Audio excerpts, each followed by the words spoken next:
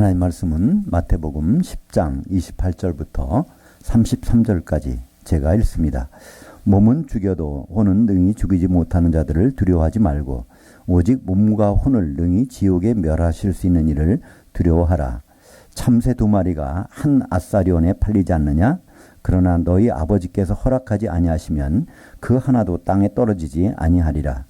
너희에게는 머리털들까지 다 세신 바 되었나니 두려워하지 말라. 너희는 많은 참새보다 귀하니라. 누구든지 그 사람들 앞에서 나에 관하여 시인하면 나도 하늘들에 계신 내 아버지 앞에서 그에 관하여 시인할 것이요. 누구든지 그 사람들 앞에서 나에 관하여 부인하면 나도 하늘들에 계신 내 아버지 앞에서 그에 관하여 부인하리라. 오늘 말씀을 가지고 헛된 두려움에서 값진 두려움으로 그럴 만한 이유란 제목으로 말씀을 나누겠습니다. 성경에서 두려워하지 말라 하는 이런 말씀이 여러 번 나옵니다. 근데 이 말씀은 신약 성경에서 헬라어로 기록되어 있는데요. 헬라어에는 명령법이 2종류가 있습니다. 동사를 현재형으로 쓰면 계속해서 하라는 말이고 동사를 과거형으로 쓰면 한 번만 하고 말라는 뜻입니다. 근데 여기 두려워하지 말라는 이 말씀은요. 하지 말라는 그것도 이 부정 접두사가 있습니다. 근데 헬라어에서 또 이 현재형 명령에다가요. 이 부정을 나타내는 이것은 이제 메이라는 단어를 쓰는데요. 이걸 쓰면 현재 하고 있는 동작을 중단하라 그런 뜻입니다. 그러니까 두려워 말라는 것은 지금 우리가 두려워하고 있는데 그 동작을 즉시로 중단하라 그런 뜻이라는 것이죠. 신약 성경은 27권으로 되어 있는데요. 이 두려워 말라라고 하는 말씀은 또 27번이 나옵니다. 그렇기 때문에 거의 매 권마다 평균적으로 두려워하지 말라는 말이 나온다고 볼 수가 있죠. 그렇다면 두려워하지 말아야 될까요? 오늘 본문에 보면요. 두려워하지 말라고도 하시고 또 두려워하라고도 하십니다. 한마디로 우리는 두려워하지 않을 것은 두려워하고 두려워해야 될 것은 두려워하지 않는 그런 것이 우리들에게서 벌어지고 있다는 것이죠. 비근한 예로 그렇지 않습니까? 우리는 밤길에 또 공동묘지 같은데 이렇게 걸어갈 때 으쓱으쓱하죠. 왜 그럴까요?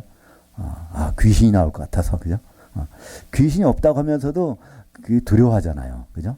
우리는 보통 이렇게 뭐 아플 때도 있고 뭐 일이 안 될 때도 있고 많은 것들을 가지고 이것을 되게 두려워해요. 그죠?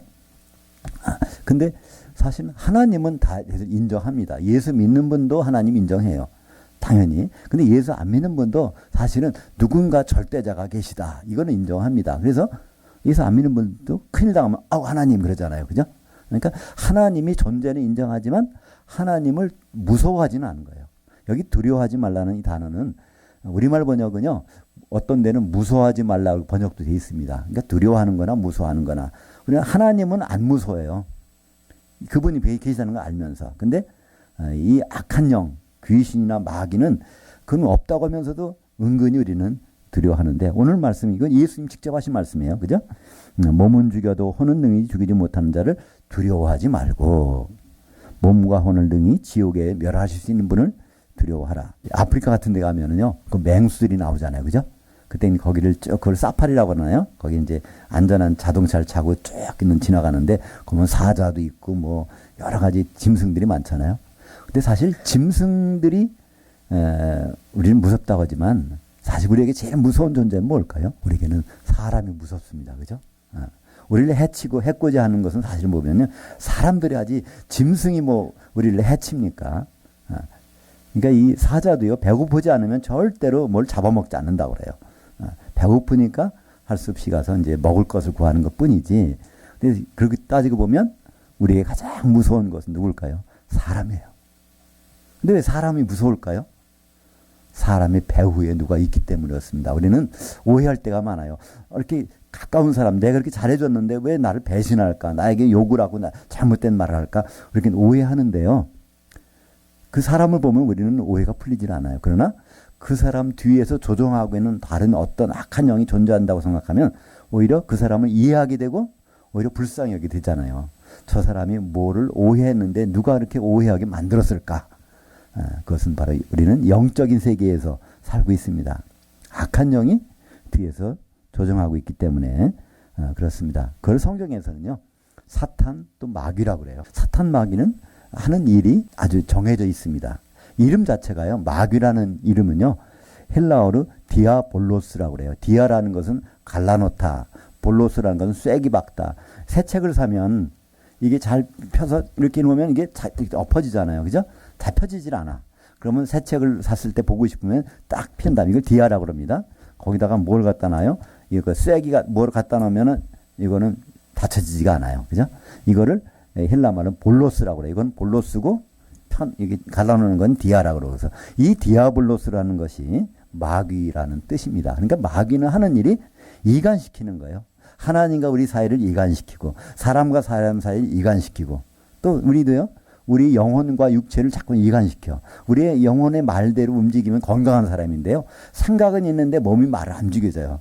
그럼 뭐 이간된 거잖아요. 그러니까 이 마귀는 하는 일이 이간시키는 겁니다. 이간시키는 그런 존재를 안다면 사람이 아니라 그 뒤에서 조종하는 것이 있구나. 자기도 모르게. 저도 마찬가지고 많은 분들도. 그 사실 제가 오늘 이 설교를 준비하면서 이번 일주일 내내 참 이렇게 좀 마음이 무겁고 또 두렵기도 하고 그래요. 그러니까 이 두려워하지 말라라고 하는 것을 설교해야 되는데 뭔가 기분도 이상하고 두렵고 그런 마음이 들더라고요. 근데 한번 생각해 봤어요. 왜 그럴까? 이 설교를 하는데 이걸 방해하는 세력이 있을 거잖아요. 그죠? 이 설교를 하면은 이 마귀를 두려워하지 말라고 설교를 해야 되는데 그 영이 나를 사로잡아서 그걸 설교를 방해하려고 하는 세력이 있다는 것을 다시 한번 깨닫게 됐습니다. 솔직하게 오늘 설교를 하면 제가 제 심정을 털어놓습니다. 다른 때보다 아주 일주일 내내 좀 마음이 무거웠어요. 별것도 아닌 건데 좀 이렇게 좌절되고 침침하고 그런 것이 있었는데요. 그걸 보면 이 마귀는 분명히 활동하고 있다는 겁니다. 요한계시 6장 4절에 보면 이에 다른 붉은 말이 나오더라. 그 탄자가 허락을 받아 땅에서 화평을 제하여 버리고 서로 죽이게 하고 또 큰 칼을 받았더라. 이 요한계시록 6장에는요. 네 가지 말이 나오는데 그 말탄자들이 나와서 활동하는 것을 우리에게 보여주고 있습니다. 이 두 번째 말이 이게 붉은 말이에요. 붉은 말 탄자가 하는 일을 보면 땅에서 화평을 제하여 버린다는 거예요. 요한계시록의 땅이라는 것은요. 교회입니다. 우리 성도들까지 하는 사회에서 이 성도들이 모임에서 평화를 없애버린다는 거예요. 이 화평이라는 것도요. 결국은 하나님과 연결된 것을 화평이라고 합니다. 하나님과의 관계를 끊어버리는 거예요. 자꾸만. 그리고 성도들과 성도들 관계를 끊어버리는 일을 누가 한다고요? 붉은 말 탄자가 한다는 것이 서로 죽이게 한다는 거예요. 사람과 사람끼리 상대하게 해야지 이 사탄 마귀는 나서서 사람을 해치는 법이 없습니다. 직접 안 해요. 서로 죽이게 사람끼리 이렇게 한다는 것입니다. 근데 왜 그렇게 할 수 있죠? 큰 칼을 받았어요. 누가 큰 칼 줬어요? 하나님은 마귀에게 큰 칼이라는 건 뭘까요? 뭐든지 다 이간시켜. 별거 아닌 것도 다 가르는 거잖아요. 그러니까 이 칼이 조그마면요. 작은 건 쓸 수 있지만 큰 거는 칼이 안 되잖아요. 근데 큰 칼이라는 거는 뭐든지 다 동강내는 거예요. 그죠? 갈라놓는 거. 이것을 많은 사람들은 요한계시 6장 4절에 이 붉은 말 탄자를요. 이게 전쟁이라고 그래요. 칼을 가졌으니까 전쟁하는 거 아니냐? 근데 그렇지 않습니다. 요한계시록에서 또 성경 전체에서 칼은 두 종류가 나오는데요. 마카이라라고 하는 칼은 이건 이간시키는 칼이고요. 롬파이아라고 하는 칼은 전쟁용 칼입니다. 여긴 전쟁용 칼이 아니에요. 그렇기 때문에 이것은 이간시키는 칼이라고 볼 수 있습니다. 바로 이 붉은 말 탄자는 이 사탄 마귀라는 것을 우리는 잊어서는 안 될 것입니다. 그렇기 때문에 붉은 말 탄자 마귀가 지금 어디 있을까요? 우리는 안 보이는데 있는 장소까지 성경은 말씀해 주고 있어요. 지금도 우리 예배를 할 때도 이 방해하는 것은 사람이 아니라 누가 한다고요? 마귀가. 잘 알 수 있습니다. 그러니까 우리는 그걸 잘 알면요. 사람과 사람 사이의 관계가 나빠질 수가 없어요. 왜냐하면 서로 죽이게 하고 서로 싸우게 하는 건 마귀가 한다고 성경에 분명히 되어 있기 때문에 그 정체를 알 수 있다면 우리는 서로 사랑할 수 있습니다. 그죠? 서로 긍휼히 여길 수도 있어요. 근데 마귀는 이 사탄 마귀는 언제 이런 권세를 받았을까요? 창세기 3장 14절에 나옵니다. 제가 읽겠습니다. 여호와 하나님이 뱀에게 이르시되 내가 이렇게 하였으니 네가 모든 가축과 들의 모든 짐승보다 더욱 저주를 받아 배로 다니고 살아있는 동안 티끌을 먹을지니라. 창세기 보면 선악과 사건이 나오죠. 아담에게 하나님은 동산에 에덴 동산에는 모든 나무의 실과는 먹을 수 있는데 거기서 선악을 알게 하는 그 실과 그건 먹지 말라. 근데 아담은 결국 그걸 먹었습니다. 근데 먹은 다음에 하나님이 아담에게 나타나서 말씀합니다. 너 왜 먹었느냐 그랬더니 아담이 뭐라 그러죠? 하나님께서 제게 주셔서 함께 있으라고 한 그 여자가 주어서 먹었습니다. 이건 변명하는 것이 아니에요. 사실이에요. 창세기 2장 24절에 보면 남자가 부모를 떠나 그 아내 앞에서 한 몸을 이룰지니라 하는 하나님의 뜻을 바로 아담을 통해서 선포하셨거든요. 그러니까 한 몸 되라 그랬는데 선악과를 자기 부인이 먹었어요. 아내가 먹었어. 그럼 아내가 그걸 먹는 순간에 그는 죽게 돼 있어요.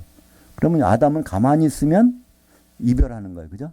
그러니까 아담은 고민하고 결국은 자기가 먹고 싶어 먹은 것이 아니라 이거 안 먹는 순간에 아내와는 떨어지는 거예요. 이거 먹는 순간에는 같이 죽는 길로 가지만 할 수 없죠.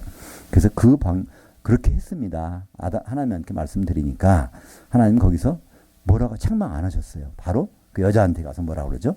내가 왜 이렇게 이걸 먹었느냐 그랬더니 그 아내가 이렇게 얘기합니다. 뱀이 나를 꿰어서 그 꼬임에 넘어가서 제가 먹었습니다. 그랬더니 하나님은 또 여자에게 책망 안 하세요. 그러고 나서 이제 뱀에게 선 말씀이 바로 요 창세기 3장 14절입니다. 이제 결국은 네가 배로 다니고 네가 사는 날 동안 종신토록 흙의 티끌을 먹을지니라. 흙의 티끌을 먹는다는 거예요. 이 티끌이 뭔가를 우리만 알면 뱀이 뭐를 공격하는지를 알 수 있습니다. 이 티끌이라는 것은 창세기 2장 7절에 나오는데요. 제가 읽겠습니다. 여호와 하나님이 흙의 티끌로 아담을 지으시고 생명의 영을 그 코에 불어넣으시니 사람이 산 혼이 되니라. 물론 우리말 번역은 이렇게 안 됐어요. 그죠? 우리말 번역은 아담을 지으시고 그 코에다가 생기를 불어넣었더니 상령이 된지라. 그래서 이상하게 번역해 놨는데요. 그 상령이란 말이 아니라 산 혼이란 말입니다. 혼이 지금 몸속에 들어가서 살아있다는 거예요. 근데 그 몸을 뭐로 만들었냐면 티끌로 만들었다는 겁니다. 그러니까 사람의 몸은 우리가 이 몸은요 흙의 티끌로 시작된 겁니다. 아담 때부터. 그래서 사실은 이 몸에 보면은요 많은 성분이 있잖아요. 화학적으로 보면 여기 여러 가지 성분이 있죠.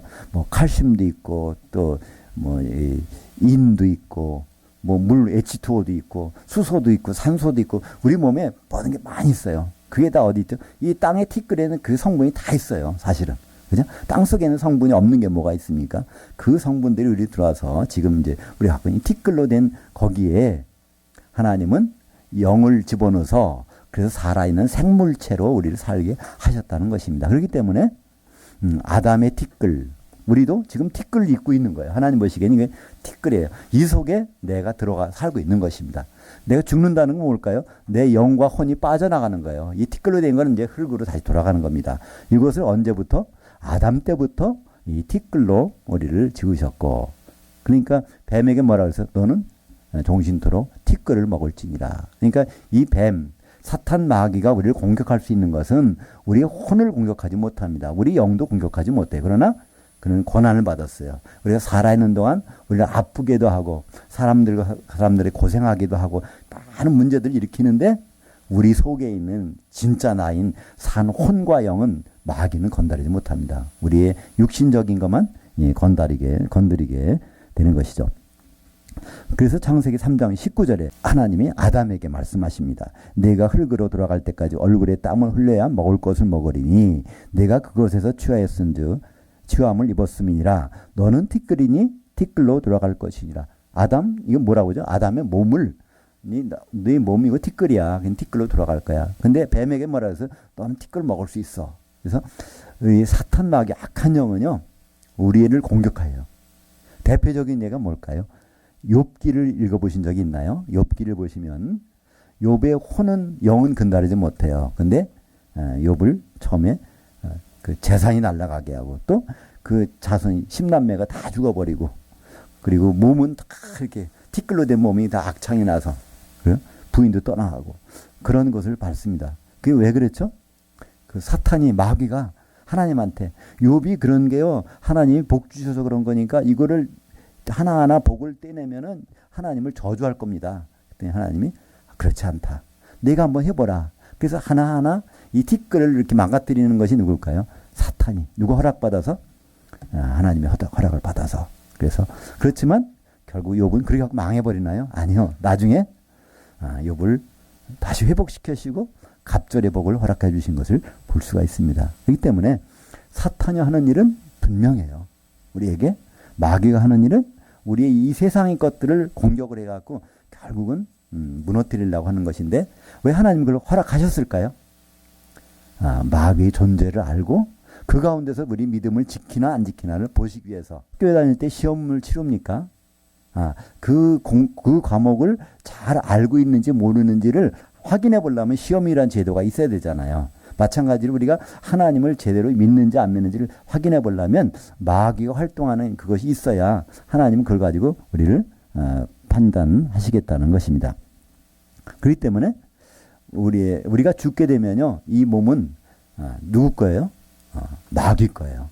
우리 몸은 이거는 가요. 근데 우리가 마귀 건가요? 아니요. 우리는 몸에서 빠져나가는 거예요. 우리가 죽게 되면 아마 그 순간을 경험하게 될 것입니다. 여기서 아무도 그 순간을 경험하지 못하실 거예요. 저도 못해서 아직은. 몸이 혼이 빠져나가는 거. 그건 죽는 순간이니까. 그러면 자기 시체를 볼 거예요. 그죠? 그래서 이제 우리가 예수 믿는 사람들은 혼이 빠져나가면 낙원에서 예수님을 기다리고 있고요. 그죠? 예수 안 믿는 분들은 이게 빠져나가면 음부라는 곳에서 이제 심판을 기다리게 되는데, 그렇기 때문에 사람의 시체는 이제 혼이 빠져나가면 이거는 마귀의 거라는 것을 성경이 기록된 데가 있어요. 유다서 1장 9절을 볼까요? 천사장 미가엘이 모세의 시체에 관하여 마귀와 다투어 변론할 때 감히 비방하는 판결을 내리지 못하고 다만 말하되 주께서 너를 꾸짖으시기를 원하노라 하였거늘. 이 천사장 미가엘이 나오는데 이 천사장 미가엘은요 원래 예수님을 나타내요. 성경에 천사장은 하나밖에 없습니다. 미가엘밖에 없어요. 근데 이 미가엘이라는 뜻은요 미카라는 것은 누구인가, 엘이라는 건 하나님, 사람으로서 하나님 같은 이는 누구인가 그런 뜻이에요. 그러면 사람으로서 하나님인 분은 예수님밖에 없잖아요. 그죠? 다니엘서 10장에 보면 거기 다니엘이 21일 동안 기도하는데 21일째 돼서 응답을 받아요. 근데 가브리엘 어떤 천사가 와서 말하기를 내가 기도하는 날 응답이 있었는데 그 응답을 가지고 오는 동안에 바사 군주가 막아서, 바사 군주라는 건 뭐냐면 사람이 아니에요. 바사라는 세계의 가장 강대국을 뒤에 배후에 있는 군주라는 것은 결국 사탄 마귀죠. 그죠? 걔 막아가지고 못 오는데 미가엘이 와서 길을 터줘서 내가 오게 됐다. 그때 거기서 그 말씀이 나오죠. 그러니까 다니엘의 기도가 응답된 건 누구 때문에? 미가엘 때문에 응답됐다는 거예요. 바로 우리가 기도하는 것도 누굴 통해서 응답될까요? 우리 예수님. 예수님은 지금 하늘 보좌 우편에서 우리를 위해서 지금도 기도하고 계신 분이에요. 그죠? 그래서 그때 미가엘이 거기서 성경에 나오는데 그 미가엘을 오늘 유다서에서는 이렇게 얘기합니다. 그 미가엘이 모세의 시체를 놓고서 서로 이렇게 미가엘이 모세가 가져가려고 그러니까 미가엘이 그냥 줬다는 거예요. 왜냐하면 하나님이 마귀가 시체 가져가는 건 하나님 허락하셨으니까 종신토록 흙을 먹을지니라, 흙의 티끌을 먹을지니라. 그러니까 모세의 시체를 그대가 가져간다는 것을 미가엘 천사장이 그냥 내버려 줬다는 거예요. 왜냐하면 하나님이 질서를 인정하기 위해서. 다시 말해서 우리 시체는 누구 거라고요? 마귀 겁니다. 그러니까 우리가 지금 시체가 지금 사실은 걸어 다니고 있잖아요. 생활하고 있어요. 누가 들어갔기 때문에? 우리 혼이 들어가 살고 있기 때문에. 혼이 빠져나가는 순간에는 이거는 바로 마귀가 가져갑니다. 우리의 육신, 티끌로 된 것은 마귀의 공격을 받는다는 것을 우리는 성경을 통해서 여러 군데 확인할 수가 있습니다. 그렇기 때문에 성경에서는 마귀를 대적하라는 말이 있어요. 야고보서 4장 7절에 보면 마귀를 대적하라. 베드로전서 5장 8절에도 마귀가 우는 사자와 같이 삼킬 자를 찾고 있다는 거예요. 우리는 지금 마귀를 못 보지만 그 마귀를 봐요. 그렇다면 마귀가 우는 사자와 같이 삼킬 자를 찾고 있는데 그럼 어떻게 대적할 수 있을까요? 우리는 대적하라는 말을 우리말 번역을 대적한다는 것은 맞아갖고 싸우는 걸 생각하는 건데요.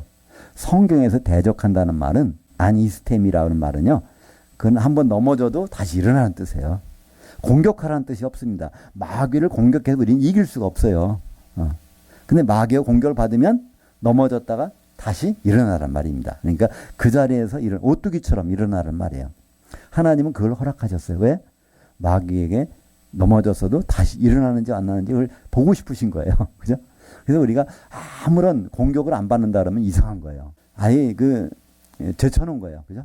근데 마귀의 공격을 받는다 그러면 뭘까요? 마귀가 시기하는 사람이야.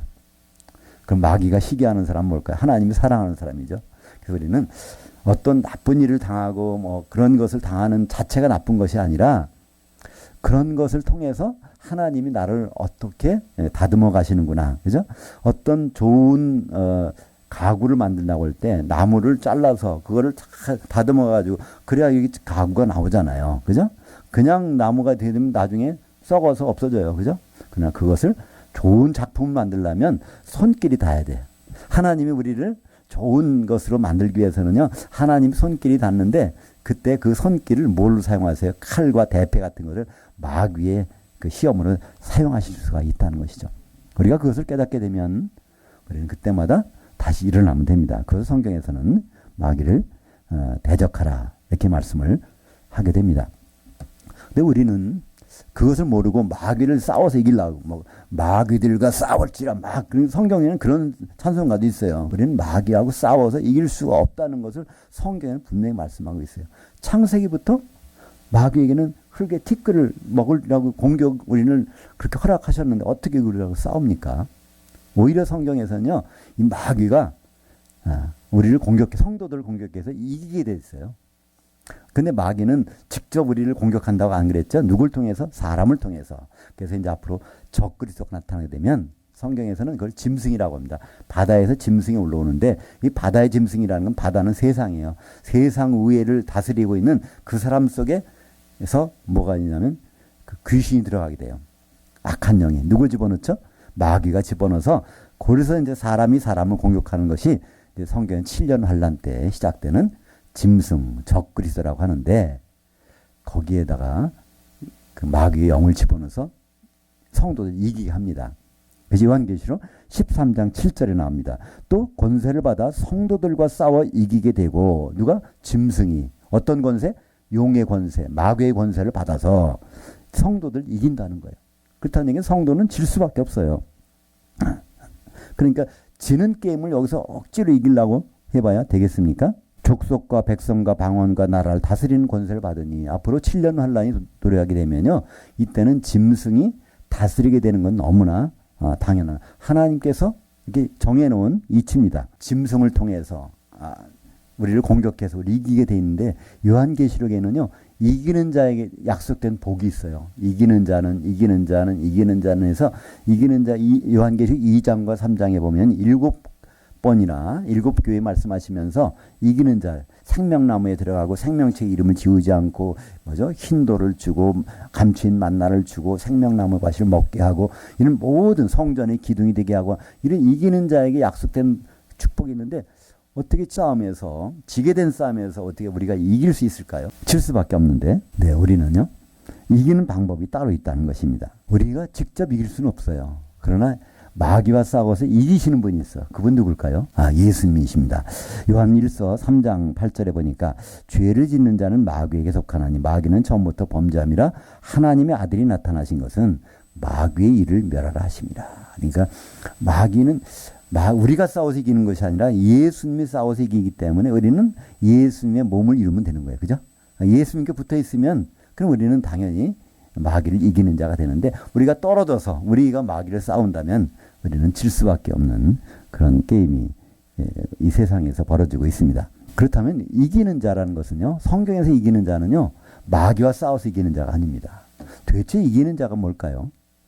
요한계시록 2장 26절에 보면 이기는 자 곧 끝까지 내 일들을 주목하는 자에게는 만국을 다스리는 권세를 주리니 거기 이기는 자가 설명이 되어 있어요. 이기는 자라는 것은 마귀하고 싸워서 이기는 것이 아니라 끝까지 예수님이 무슨 일을 하시는지를 주목해서 보는 자가 바로 이기는 자라는 거예요. 규칙대로 해야 이기는 거예요. 그러니까 성경에서 이기는 자, 하나님 앞에 우리가 이기는 자가 되려면 하나님이 규칙을 봐야 되는데 하나님 규칙은 우리가 이기는 자는 예수님이 무슨 일을 하시는지를 끝까지 보는 사람, 이게 이긴다는 거예요. 그것을 성경 다른 곳에서는요. 요한일서 5장 5절에서는 그걸 뭐로 설명하냐면요. 이기는 자라는 것은 예수께서 하나님의 그 아들이심을 믿는 것이 바로 이기는 자라는 거예요. 하나님이 예수님이 하나님의 아들이라고 그러는데 그 아들이라고 되어 있어요. 그 아들이라는 것은 하나님의 아들이 신분이 바뀔 수 있다는 거예요. 하나님의 아들은 바로 예수님이신데 그전에는 뭐로 오셨죠? 독생자로 오셨어요. 하나님 외아들이셔. 근데 지금은 독생자가 아니에요. 그죠? 그분은 죽으시고 부활하시면서 맏아들로 부활하셨어요. 그러니까 맏아들로 부활하시면 우리가 하나님이 자녀되는 길이 열린 거예요. 예수님이 열어놓으신 거죠. 그래서 히브리서 1장 6절에 보면 맏아들을 이끌어 세상에 다시 들어오게 하실 때 재림 예수님은요 맏아들로 오신다는 거예요. 초림 예수님은요 어떻게 오시죠? 요한일서 1장 14절에 보면 바로 말씀이 육신인데 우리 가운데 장막을 지었으며 우리가 보니 하나님의 독생자의 영광이요. 예수님이 성탄절날 오실 때는 독생자로 오셨다는 거예요. 그러나 히브리서 1장 6절에 맏아들로 세상에 다시 오실 때 그때는 맏아들로 오신다는 것입니다. 이것이 바로 우리가 예수님을 어떻게 아는가. 예수님 독생자로 끝까지 알면요. 이건 난리 납니다. 그죠? 그건 예수님 제대로 믿는 게 아니에요. 바로 이기는 자라는 것은 예수께서 하나님의 그 아들 되신 것을 믿는 것이고 오늘 요한계시록 2장 26절에 보니까 예수님이 하시는 일을 주목해서 끝까지 보는 사람이 바로 예수 이기는 자라고 성경에서는 말씀하고 있습니다. 그렇기 때문에 요한계시록 19장에 보면요. 예수님이 백마를 타고 나서 나중에 짐승과 싸웁니다. 저 거짓 선지자와 싸워서 그들을 이기게 돼요. 그 뒤에 예수님을 따르고 있는 백마 탄 자를 따르고 있는 많은 성도들이 거기서 같이 이기는 자가 되는 겁니다. 그래서 우리는 이 세상에서 우리가 태어나서 죽을 때까지 마귀를 이길 수 없습니다. 근데 우리는 언제 이길 수 있죠? 예수님이 부활하실 때는 우리는 다 이기는 자가 되는 거예요. 왜냐하면 그분을 어떻게 오실까를 주목하고 기다리면 나중에 우리가 우승하는 시상대에는 우리가 올라가는 겁니다. 이 세상에서 마귀를 이기는 것이 아니라 예수님이 마귀를 이길 때 그 자리에 같이 서게 되면 이기는 자가 된다는 것입니다. 그래서 성경에서는요. 이기는 자라는 것은 예수님을 신랑으로 맞이해서 결혼식에 들어가고 그 다음에 천년 동안 왕노릇하는 것. 그것이 바로 이기는 자입니다. 이 성경에서는 한 중요한 단어가 하나가 나옵니다. 하프타임이라는 단어가 나와요. 근데 물론 우리말 성경에는 하프타임이라는 그 번역을 안 해놓고 그냥 쉰다라고 번역했는데요. 우리가 잘 아는 성경 중에 그 말씀이 있죠. 마태복음 11장 28절에 수고하고 무거운 짐진 자들아 다 내가 너희를 쉬게 하리라. 이 말씀이 있는데 거기서 쉰다는 말은 번역이 잘못됐어요. 하프타임 주시겠다는 거예요. 하프타임. 그러니까 하프타임이라는 무슨 뜻일까요? 전반전이 있고 하프타임이 있고 후반전이 있다는 거예요. 그러면 전반전은 언제고 후반전은 언젠가? 우리는 하프타임이 언제라는 걸 알면 되잖아요. 하프타임이라는 거 언제라는 것은 요한계시록 14장 13절에 보면 예수님이 이제 그런 말씀하십니다. 이제 이후로 주님 안에서 죽는 자들은 복이 있나니 저희가 잠시 쉰다는 거예요. 그 뒤에 행할 일이 따름이니라. 그때 잠시 쉰다는 말이 하프타임입니다. 우리가 예수님 안에서 죽는 순간부터 하프타임이에요. 언제까지? 부활할 때까지. 그럼 부활해서부터는 이게 뭐죠? 후반전에 들어가는 거예요. 그래서 우리는 전반전에서는 지는 것 같아. 항상 마귀한테. 전반전에는 우리가 이 티끌을 입고 있는 거예요. 티끌을. 그러나 티끌을 벗을 때가 있어요. 우리가 사는 이 몸을 벗고 새로운 몸을 입을 때가 있습니다. 예수 믿으면서 가장 우리가 명심해야 될 것은요. 우리는 이 모습으로 주님을 만날 수가 없다는 거예요. 우리는 반드시 어떤 몸으로 만나요? 영의 몸을 입고 만납니다. 우리가 입고 있는 몸은요. 혼의 몸, 성경에서 혼의 몸이라고 그래요.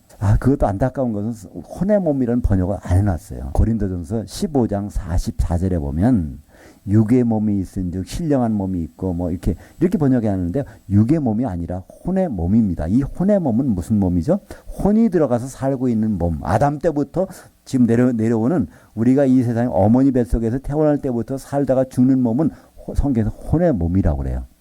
근데 이 혼의 몸은 언제 끝나죠? 죽을 때 끝났다가 혼의 몸은 흙으로 티끌로 버리고 우리가 부활할 때 그때는 영의 몸으로 있고 부활합니다. 잘 이해가 안 가시죠? 그거 쉽게 이해하는 방법이 있어요. 누에를 생각해 보시면 돼요. 누에가 뽕잎을 먹고 자라잖아요. 그죠? 근데 이게 누에꽃이 속에 들어가 안 보여. 죽은 것 같아.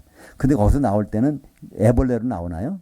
아니요. 날개 달린 나비의 모습으로 나오잖아요. 우리가 다 그런 몸이 된다는 거예요. 그것이 바로 고린도전서 15장 44절에 보면 우리가 다 지금은 혼의 몸을 입고 살고 있는데 이 몸을 완전히 새로운 몸으로 변해갖고 주님을 만나러 가는 거고요. 그게 언제 되냐면 고린도전서 15장 51절에 마지막 나팔이 울릴 때 그런 일이 벌어집니다. 마지막 나팔이 울리면 우리가 죽었던 자들이 영의 몸을 입고 또 그때까지 살아있으면 몸이 변해서 주님을 만나는 겁니다. 그러니까 우리는 절대로 이런 몸으로 주님을 못 만나요. 반드시 영의 몸을 입고 만나는데 그 영의 몸을 처음으로 입으신 분이 누굴까요? 부활하신 예수님. 부활 전에 예수님은 혼의 몸을 갖고 살으셨어요. 근데 부활하신 예수님은요, 혼의 몸이 아니라 영의 몸을 입고 살으셨어. 그렇기 때문에 그 영의 몸은 자꾸만 변해요.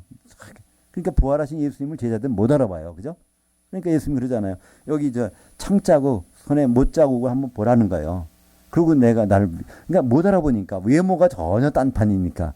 그리고 문을 닫고서 안에서 겁에 질려서 있는 제자들에게 그냥 벽을 뚫고 들어가시잖아요. 영의 몸은 그런 거예요. 그런 몸을 입고 우리가 예수님 부활하셨듯이 우리도 그런 몸을 반드시 입습니다. 마태복음 10장 28절에 보니까 몸은 죽여도 혼은 능히 죽이지 못하는 자들 앞에는 뭐가 생략됐어요? 혼의 몸. 우리가 살고 있는 이 몸은 다 혼의 몸입니다. 성경에서는 이것을 다 가지고 있기 때문에 생략해서 그냥 몸이라고 그랬어요. 나중에 보면 이러한 몸은 다 혼의 몸. 혼의 몸은 티끌이기 때문에 마귀의 공격당을 죽일 수가 있어요. 그러나 혼은 능히 죽이지 못해요. 왜냐하면 혼은 그때 어디 빠져나가 있죠? 낙원에 가 있는데 마귀가 어떻게 죽일 수 있습니까? 우리 혼은. 그죠? 물론 혼이 나갈 때는 모두 따라 나가죠. 영도 따라 나가요. 영과 혼. 몸과 혼을 능히 지옥에서 멸할 수 있는. 우리가 지옥 들어가는 거는 심판받고 가는 겁니다. 심판 누구한테 받아요? 그리스도의 심판대에서. 그러니까 예수님의 심판대까지 가려면 이런 몸은 변해서 영의 몸을 입고 하는 겁니다. 그래서 여기서도 몸과 혼을 능히 지옥 보낸다는 얘기는요. 영의 몸을 입고 주님을 만났을 때 그때 몸과 혼을 지옥에 던지실 분. 그러니까 지옥은 누가 갈까요? 예수님을 만나서 심판받고 가는 것입니다. 예수님이 재림하셨을 때 거기에서 만날 수 있는 사람은 누가 만나죠? 예수 안 믿는 사람은 그때 못 만나요.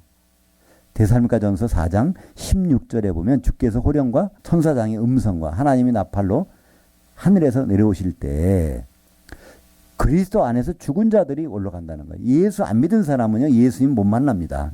예수 믿는 사람만 만나는데 거기서 지옥 갈 수가 있다는 거예요. 그러니까 지옥이라는 것은요, 예수 믿는 사람 중에서 지옥 갈 사람들이 있다는 거예요. 예수 안 믿으면요, 절대로 지옥은 구경도 못 해요. 왜냐하면 예수님을 만나러 가지 않으니까. 그러면 예수 안 믿는 사람은 좋다는 뜻일까요? 아니에요. 예수 안 믿는 사람은 음부에 계속 있다가 나중에 백보자 심판에 올라와서 생명책 이름이 없으면 불못에 떨어지는 거죠. 그러니까 이런 말씀은 어떤 분이 오해해서 유튜브를 들으시고 저한테 질문하신 분이 있더라고요. 아, 예수 믿으면 지옥 간다는 거니 말이 안 되지 않습니까? 근데 그 말씀을 설명해 드렸더니 지옥이라는 것은 심판받고 가는 것인데 심판은 반드시 예수님 앞에서 받는 것입니다. 근데 예수님, 공중에 나타나는 예수님까지 올라가려면 영의 몸을 입고 올라가야 되는데 그건 누가? 그리스도 안에서 죽은 자들이. 그러니까 우리가 이 하프타임을 알게 되면 우리가 지금 어디에 살고 있어요? 전반전에 삽니다. 그리고 하프타임은 죽는 순간부터 하프타임이에요. 언제까지? 부활할 때까지. 그 다음에 우리의 후반전은 주님을 만나서부터 후반전이 시작이 됩니다.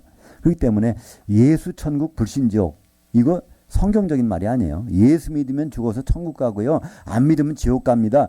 이거는 성경에 절대로 없는 말이에요. 근데 왜 이런 말이 자꾸만 돌아다닐까요? 그 배후에 분명히 누가 존재할 수 있을 것입니다. 잘 복음을 오해하게 하려고. 그러니까 천국이라는 것은요, 지금 살아있을 때 들어와 있어야 돼요. 준비할 수 있는 거예요. 그러니까 천국 열쇠를 누구에게 줬냐면 사도들에게 줬어요. 그러니까 천국문 열쇠를 예수는 놓고서 가셨단 말이에요. 그러니까 사도들은 지금 천국문 열쇠를 신약 성경을 통해, 이 신약 성경이 천국 열쇠예요. 이걸 통해서 천국에서 뭘 준비합니까? 기름을 준비하잖아요.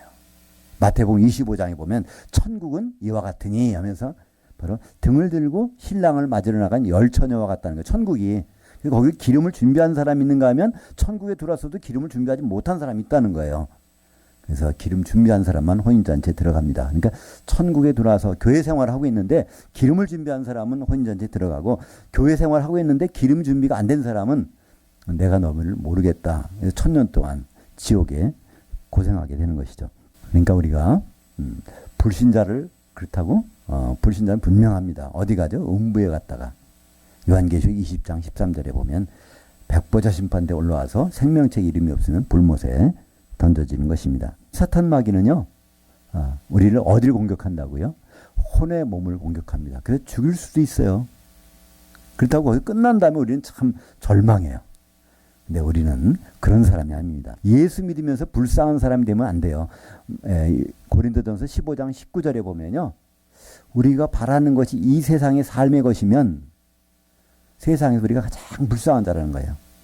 근데 우리는 예수 믿는 사람들이 그러잖아요. 대부분 저를 포함해서 이 세상에서 잘 돼야 되고 잘 먹어야 되고 잘 입어야 되고 자녀들 교육도 잘 시켜야 되고 또 집도 좋은 집 살아야 되고 건강해야 되고, 우리는 이것을 구하는 것이 나쁜 건 아니지만 그것만 구한다면 하나님 보시기에 참 불쌍하다는 거예요. 왜냐하면 죽은 다음에 부활해서 주님과 있을 세계를 전혀 잊어버리고 사는 거니까 그럼 지옥에 떨어질 수 있는데, 그러니까 불쌍하다는 거예요. 그러니까 우리 예수 믿는 분들은요, 이 세상도 잘 살아야 되지만 어디까지나 우리는 하프타임과 후반전이 있다는 걸 생각하고 이 세상을 살아야 되는 거예요. 그러면 우리가 이 전반전에서 어떻게 살아야 될지를 우리는 알 수 있습니다. 가장 확실한 건 뭐죠? 기름 준비만 하면 되는 거예요. 주님을 만나서 그거밖에 안 보시니까 뭐 전도 몇 명 했느냐, 기도 몇 시간 했느냐, 성경 몇 번 읽었느냐, 몇 번 썼느냐, 이런 거는요, 주님은 이거는 나중에 보시겠지만 그거는 큰 문제가 안 돼요. 근데 기름이 있느냐 없느냐는요, 이건 당장 문제가 되거든요. 왜 그렇죠? 기름이 있어야 혼인실에, 신부실에 들어가서 한 신부가 될 수 있기 때문에 그렇습니다. 기름은 뭐 하는 거죠? 이 가루를 한 몸 되게 하는 것입니다. 예수님이 결혼하러 오시는데 우리가 다 가루로 돼 있으면 어떻게 한 덩어리가 될 수 있습니까? 기름 준비한 사람만 모여서 한 덩어리가 돼서 신부실에서 그래 나오는 것이 바로 이제 요한계시록 19장 7절에 어린 양의 아내가 준비되었으니, 가만히 보니까 한 세마포옷을 입고 있더라.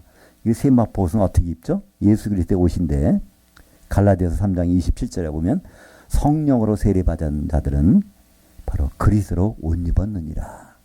우리는 가장 필요한 것 성령에 잠겨 있는 것이고요. 죽을 때까지도 준비해야 될 것은 바로 기름입니다.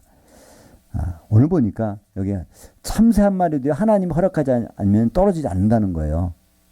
근데 참새는 혼의 몸만 있으면 그건 영이 없어요. 그냥 티끌 같은 걸로 된 거예요. 그러니까 이 혼의 몸도 하나님은 소중히 여기시는데 영의 몸으로 변할 우리를 하나님이 섣불리 안 하신다는 거예요. 머리털 하나도 다 세신다는 거예요. 머리털 우리는 못 셉니다. 왜냐하면 자꾸만 하루하루 이게 빠지고 나잖아요. 인간은 머리털을 못 쓸 거예요. 자기 머리털을. 그러나 하나님은 다 이거를 세시는 것은 왜 그럴까요? 영의 몸을 입고 주님을 만날 사람들이니까 하나님은 관심하십니다. 그래서 우리가 두려워할 거, 마귀는 두려워할 게 못 돼요. 전반전에서만 우리 간섭하지 후반전부터는 전혀 없어요. 그 마귀가 우리를 공격할 때 하나님 그걸 보고 계시는 거예요. 어떻게 견디나 보자. 그래서 우리에게 상 주시려고 준비하는 시험 문제를 받아가지고 거기서 한숨 쉴 필요가 없잖아요. 시험 성적이 좋으면 나중에 상을 받잖아요. 우리는 그래서 마귀가 공격해오면 그걸 가지고 시험을 치른다 생각하시고 이 하나님 무슨 상을 주실까를 더 궁금해하는 그것이 바로 하나님 앞에서 우리가 이 세상을 사는 지혜가 될 것입니다. 그렇기 때문에 오늘 보니까 여기서 마지막으로 예수님 말씀하십니다. 바로 누구든지 그 사람 앞 나에 관해서 시인하면, 여기서 마태복음 그 10장에는 그 사람들 앞에라고 돼 있어요. 이 그 사람들이라는 건 누구냐면요, 같은 10장의 앞에 바리새인들이에요. 바리새인들이라는 건 뭘까요? 같은 성경을 보면서도 바로 믿는 사람들을 배척하는 자. 지금 뭐라고 하면 같은 교회 생활하는 사람들 중에서도 그 사람들 앞에서 예수님이 가서 시인하는 사람을 하나님이 인정하시겠다는 거예요. 예수 믿는 사람끼리에 대해서 얘기입니다. 거기에서 부인하면 하나님도 부인하시겠다는. 그러니까 우리는 여기서 뭐를 깨달아야 될까요? 우리가 예수님에 대해서 알아야 돼요. 그분이 누구란 걸 잘 알아야 되지, 그걸 제대로 모르면은 하나님도 우리를 인정 안 하시겠다는 거예요. 그렇다면 예수님을 우리가 가장 잘 아는 방법 한 가지입니다. 예수님 결혼하러 오십니다. 그죠? 결혼하러 오실 때는 그에게 필요한 것이 있어요. 신부가 필요하고, 그 신부가 되기 위해서는 우리에게는 기름이 필요합니다. 성령의 기름 안에 있으면 안심입니다. 제목처럼 헛된 두려움에서, 헛된 두려움은 마귀, 이 세상 것 가지고 두려워하는 거예요. 그거 버리고 이제 하나님을 두려워해야 돼요. 왜냐하면 그분은 영의 몸을 입고 갔을 때 지옥에 던질 수 있는 분이니까 그것에서 안전한 것은 바로 성령의 기름밖에 없습니다. 기도하시겠습니다. 하나님 아버지 감사합니다.